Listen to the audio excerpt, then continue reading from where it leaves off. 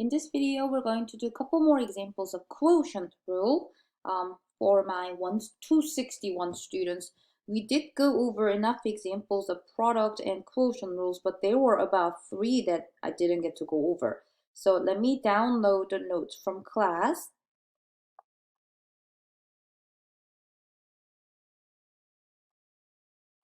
Sorry, where is it?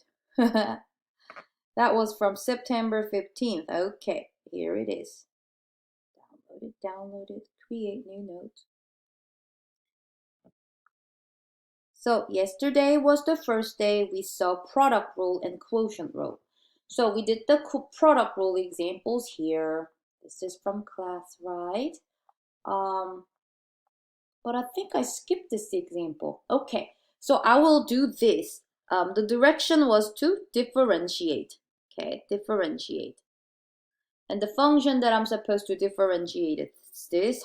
I don't like how I don't have much room here, so let me just add a page and I will copy this problem down there. Okay, I'll copy this and I will differentiate this function here. Okay, maybe too big. Hold on, this is bothering me. All right, so we have a quotient adding with x to the third power. So let's find the derivative of the fraction and x to the third power and just put them together, okay? So here is the big picture. F prime of x is derivative of the fraction, which we will have to use the quotient rule for, plus derivative of x to the third power. And for that piece right there, that's easy. We just have to use the power rule. Okay? And we know this is just going to be what? 3x squared, right? So we'll make sure to add the 3x squared after we are done with the quotient rule part. Okay? Ooh, the quotient rule. So you know how I do this? I like to write down my quotient rule pieces. I say f is the function on top of the fraction. The function on top of the fraction is 1 minus 3x. So I say f is 1 minus 3x. And I find the derivative of that.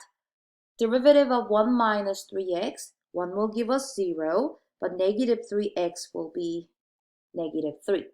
Now let's go to the bottom of the fraction, g. So the denominator function is x squared plus 2. So g prime is 2x. So I got my pieces all identified. Let me write down the quotient rule, which says if you're taking the derivative of f over g, that is g squared for the denominator, but numerator will be gf prime minus fg prime. So we just need to plug into these pieces. Like in class, I said this is like playing with Legos, right? We're just following this instruction book, and these are my pieces that I need to plug in. So here we go. So here is f prime of x, big fraction bar. I need g squared, this squared, x minus x squared plus 2 squared on in the bottom of the fraction. And I need to do g times x squared plus 2 times f prime. F prime is simply negative 3. Minus sign, I need f now. F is that. 1 minus 3x. And I need to multiply this by g prime. And g prime is 2x. And I need to simplify the numerator, okay? If I distribute the negative 3, I'll get minus 3x squared minus 6. And now, remember we did this part very carefully in class. Not only that I'm going to distribute the negative 2x, I'm just going to multiply or distribute negative 2x to take care of the signs at the same time, okay? So that will be minus 2x But if you look at negative times negative right there, that last term will turn into plus 6x squared all over x squared plus 2 squared. Sorry, my handwriting is a mess. Okay, let's combine some like terms then. F prime of x is, what do we have on the numerator? I have a negative 3x squared plus 6x squared. So that will combine and give me positive 3x squared. And I'll just write down in order, minus 2x and minus 6 all over x squared plus 2 squared. But I think I've been forgetting someone. Remember that f of x, you know what we just did? Let me circle or what we just did. We did this part beautifully. We did that part beautifully. But who did we forget about? We forgot about x to the third power. So I'm just going to have to go down and write down the derivative of x to the third power, which is plus 3x squared plus 3x squared and plus 3x squared. So let's not forget about that odd little x cubed attached after the quotient. The big part of this problem was the quotient rule, but we still have to do plus 3x squared for this little piece, right? So that is it for this problem. Just very straightforward quotient problem with a little tail attached. All right, which other pages did we skip? Oh, example 4 and 5. Example 4, just like we did a product rule in 2 different ways, we're going to do the quotient rule in 2 different ways. First, by simplifying. So if you take a look at g of x, I'm going to do this in simplifying method first. You can factor the numerator. X squared minus 9 is the same as x plus 3 times x minus 3, right? And the denominator is x minus 3, which means I can cancel out the x minus 3, leaving g of x as simply x plus 3. If you take the derivative of this, g prime of x will turn into be just 1. Okay, so I think if you can avoid quotient rule, which I love to avoid, I don't like using quotient rule, you can, if you can simplify your function so that it is not a quotient anymore, then you can use a different rule. All I did for this one was a power rule. But will we get the same answer if we do the quotient rule? Let's take a look. So let me draw this pretty dotted line here. And then I will do my quotient rule. So if I'm doing my quotient rule, I want to identify my pieces. X squared minus 9 is the top. The derivative of that is 2x. The denominator is x minus 3. Using the power rule, derivative of x minus 3 is simply 1. So these are the pieces that I will plug into my quotient rule. And quotient rule says that we have to do g squared in the bottom, gf prime on top, minus fg prime. So let's plug in everything then. In the denominator, I have to do x minus 3 squared, right? All right, on the numerator, I'm doing x minus 3 first, times f prime. And what's f prime? 2x. 2x minus, I need to do f. F is x squared minus 9. Multiply that by g prime. G prime is simply 1. All right, let's simplify this. G prime of x is x minus 3 squared in the denominator. But if I distribute that 2x, I will get 2x squared minus 6x. And multiplying by 1, I can just ignore this one.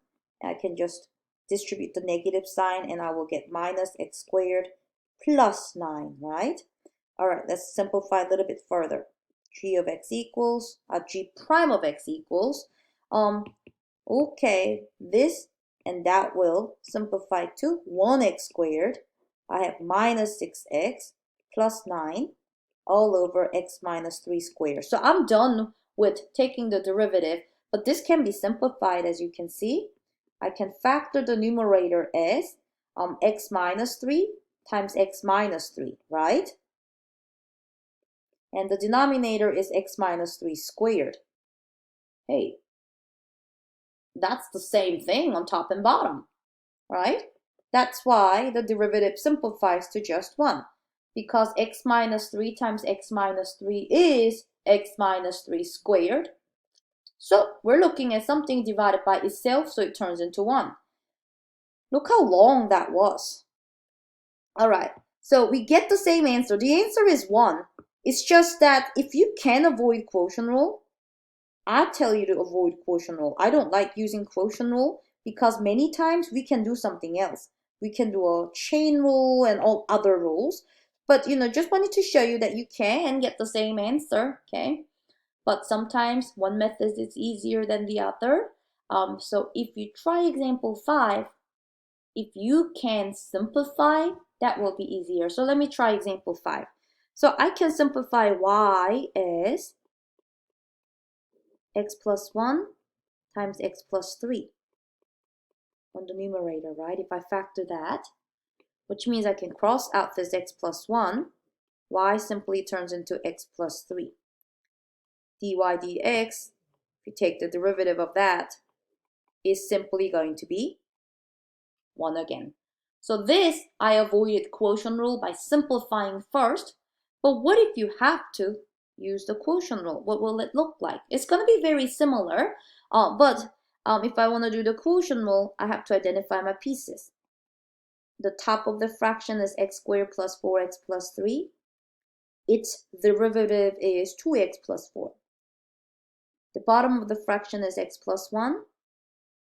And g prime is simply 1.